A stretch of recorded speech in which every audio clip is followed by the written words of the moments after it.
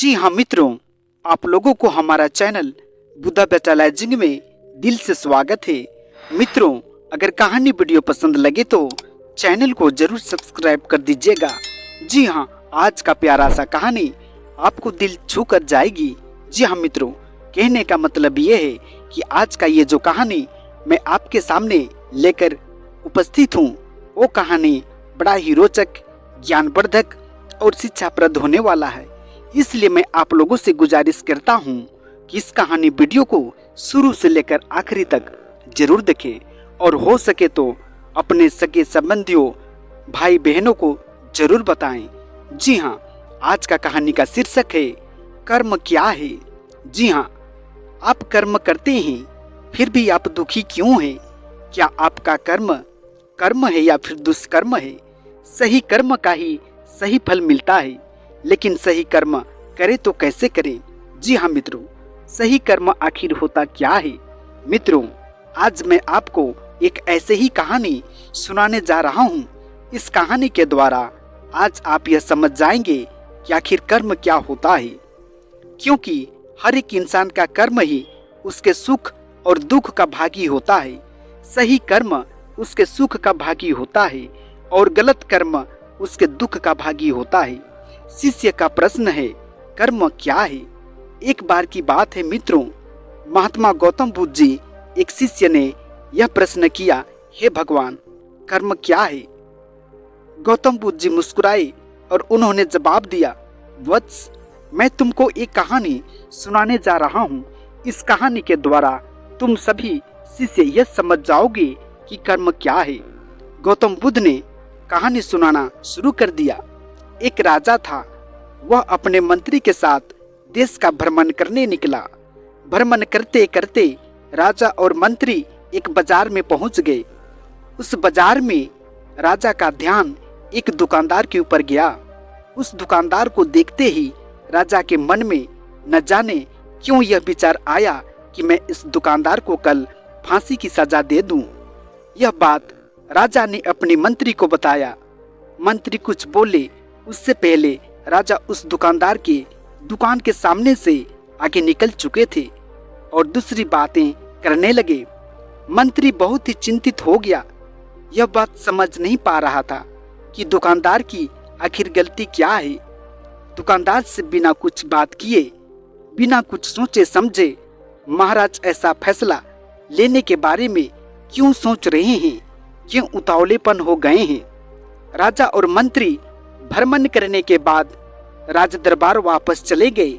मंत्री को रात भर नींद नहीं आई। सुबह जगने के बाद मंत्री एक साधारण प्रजा का रूप बनकर उस दुकानदार के पास चला गया और उस दुकानदार से पूछा, तुम क्या बेचते हो? दुकानदार ने जवाब दिया, मैं चंदन की लकड़ी बेचता हूँ। फिर मंत्री आसपास के लोगों से दुकानदार के बारे में पूछना शुरू किया। सभी ने जवाब दिया कि दुकानदार किसी से बोलता नहीं है, हमेशा दुखी रहता है। मंत्री को बात समझ में आ गई। मंत्री फिर वापस दुकानदार के पास गया और उस दुकानदार से पूछा, तुम दुखी क्यों रहते हो? दुकानदार ने बताया, मैं दुखी इसलिए रहता हूँ क्योंकि मेरे दुकान पर लोग आते हैं, चंदन की लकड़ियाँ सूंघते हैं और बोलते हैं बहुत ही सुंदर है, बहुत ही अच्छी सुगंध है, लेकिन कोई खरीदता नहीं है, इसलिए मैं बहुत दुखी रहता हूँ। मंत्री दुकानदार की बात सुनकर खुद भी भाव विभोर हो जाता है। कोई भी दुकानदार दुखी क्यों ना हो अगर उसके दुकान का कोई भी सामान खरीदा ना जाए, जबकि सामान में कोई कमी ना हो। मंत्री सोचने लगा कि यह दुकानदार अपने दुखों की वजह से इतना दुखी रहता है, परंतु राजा इस दुकानदार को फांसी पर क्यों लटकाना चाहते हैं? यानी राजा के मन में आए हुए विचार का उत्तर अभी तक मंत्री को नहीं मिला था। मंत्री ने फिर दुकानदार से पूछा, भाई, तब तुम क्या करोगे अगर तुम्हारे दुकान की सारी चंदन की लकड़ियां ऐसे ही रखी रह जाएगी तो? दुकानदार ने क्रोध भाव में बोला, हाँ मैं जानता हूँ, मेरी चंदन की लकड़ियां ऐसे ही रखी रह जाएंगे, कोई नहीं खरीदेगा। इसलिए मैं सोचता हूँ कि हमारे देश का राजा जल्दी से मर जाए। अगर वह जल्दी से मर जाता तो मैं उस राज दरबार में उस राजा के दाह संस्कार के लिए अपनी चंदन की लकड़ी देता, जिससे मुझे कुछ पैसे भी मिल जाते और इस बाजार के अलावा बाकी के लोगों को भी मेरे चंदन की लकड़ी के बारे में पता चल जाता। तो फिर शायद कुछ न कुछ लोग मेरी दुकान से जरूर खरीदने आते और चंदन की लकड़ियां ले जाते।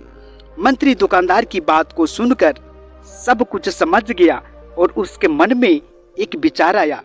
मंत्री ने दुकानदार से चंदन की कुछ लकड़ियां खरीदे।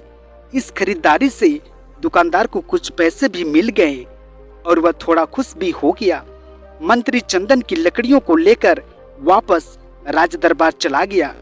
राज दरबार पहुंचकर मंत्री ने उन चंदन की लकड़ियों को राजा के समक्ष रख दिया और बोला कि हे राजन, ये चंदन की लकड़ियां उसी दुकानदार ने आपको भेंट किया है जिस दुकानदार को आप फांसी देने के लिए सोच रहे थे। राजा उन चंदन को सूंघे और सूंघने के बाद बड़े ही प्रसन्न हो गए। उन्होंने कहा, यह चंदन की लकड़ियां बहुत ही ज्यादा खुशबूदार है। दुकानदार के इस अनोखे भेंट से राजा बहुत खुश हुए और मंत्री को कुछ स्वर्ण मुद्राएं दिए और बोले, जाओ उस दुकानदार को ये स्वर्ण मुद्राएं इनाम में दे देना और बोलना कि आज के बाद महल में जब कभी भी चंदन की लकड़ी की जरूरत पड़ेगी तब तुम्हारे दुकान से ही चंदन की लकड़ी खरीदी जाएगी। मंत्री जी मुस्कुराने लगे और यह सोचने लगे कि अब तो राजा के मन में उस दुकानदार को फांसी देने का विचार बिल्कुल खत्म हो गया है, क्योंकि अब तो हमेशा राज दरबार के लिए चंदन की लकड़ियों का इंतजाम की जिम्मेदारी उस दुकानदार को जो मिल गई है। मंत्री स्वर्ण मुद्राओं को लेकर वापस दुकानदार की तरफ चल दिया। इधर राजा इस विचार में पड़ गए कि वह दुकानदार तो बड़ा ही अच्छा इंसान है। जिस समय मैं उसके बारे में यह सोच रहा था कि मैं इसको कल फांसी दे दूंगा, तब शायद उसके मन में उस समय यह विचार चल रहा था कि राजन पहली बार मेरे दुकान के सामने आए हैं, क्यों ना मैं उनको अपनी सुंदर और खुशबूदार लकड़ियों को भेंट करूं। और आज उसने मुझे भेंट भी कर दिया। वह वजह ही मैं उसको फांसी देने के बारे में सोच रहा था। इधर मंत्री दुकानदार के पास पहुंच गया।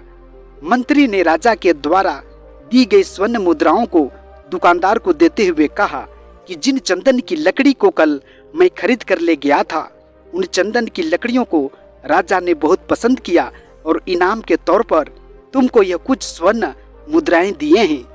दुकानदार बड़ा ही खुश हुआ।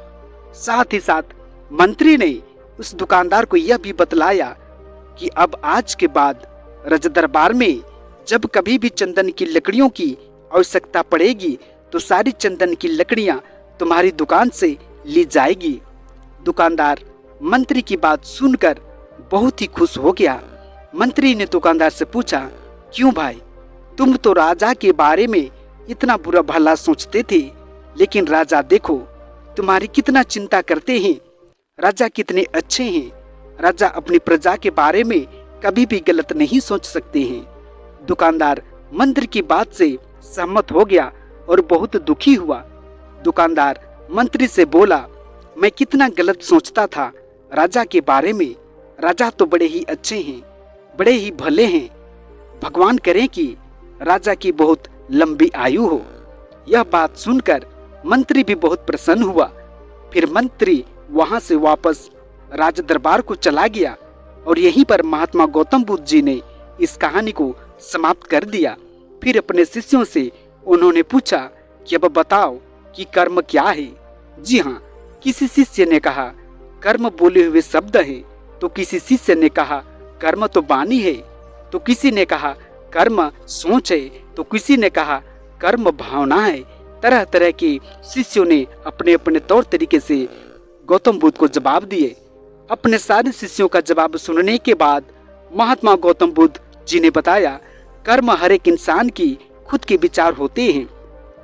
हमारे विचार जैसे रहेंगे हम वैसे ही कर्म करेंगे और उन्हीं विचारों के द्वारा की हुई कर्म हमारे सुख और दुख के लिए उत्तरदायी होंगे। अर्थात हमारे विचार अगर गलत है तो हमारे द्वारा की हुई कर्म भी गलत होगी तथा इसका परिणाम भी गलत निकलेगा। इसके परिणाम स्वरूप हम दुखी रहेंगे। अगर हमारे विचार सही रहेंगे तो हम सही कर्म करेंगे, और सही कर्म करेंगे तो फिर फल सही मिलेगा, जिससे हम सुखी रहेंगे। जी हाँ मित्रों, ये कहानी हम लोगों को ये सिखलाने का काम करती है कि अगर हमारे विचार सही रहेंगे, निष्पाप रहेंगे, तो उन्हीं निष्पाप और सोच की वजह से ली गई हर फैसला सही होगा। जब सही फैसला लेंगे तब वह हमारे द्वारा की हुई सही कर्म होगी। जब सही कर्म होगी तो सही परिणाम मिलेगा, जिसके वजह से हम सुखी रहेंगे, हम खुश रहेंगे। और इसी जगह पर अगर हमारे विचार गलत रहेंगे तो हमारे द्वारा ली गई फैसला भी जरूर गलत होगी और किया गया कर्म भी गलत होगा, जिसे दुष्कर्म कहते हैं। और उन्हीं दुष्कर्म के वजह से परिणाम भी गलत मिलेगा। जब दुष्परिणाम मिलेगा तब हम दुखी रहेंगे और भी परेशान हो जाएंगे। जी हाँ मित्रों, आज का प्यारा सा कहानी वीडियो उम्मीद करता हूँ कि आपके दिल को छूकर चली गई होगी। जी हाँ मित्रों, ऐसे ही कहानी को सुनने के लिए आप हमारे चैनल को अधिक से अधिक सब्सक्राइब करें तथा हमें सपोर्ट करें कि इस प्रकार की कहानी का वीडियो मैं आपके सामने प्रस्तुत कर सकूं, आपके सामने ला सकूं। इसलिए आपसे मेरी निवेदन है, आप लोगों से मेरी आग्रह है कि हमारे चैनल को अधिक से अधिक सब्सक्राइब करें, क्योंकि एक सब्सक्राइब हमारे जीवन में बहुत महत्व रखती है। जी हाँ मित्रों, आज का कहानी वीडियो में इतना ही। आप लोगों को बहुत बहुत धन्यवाद। नमस्कार।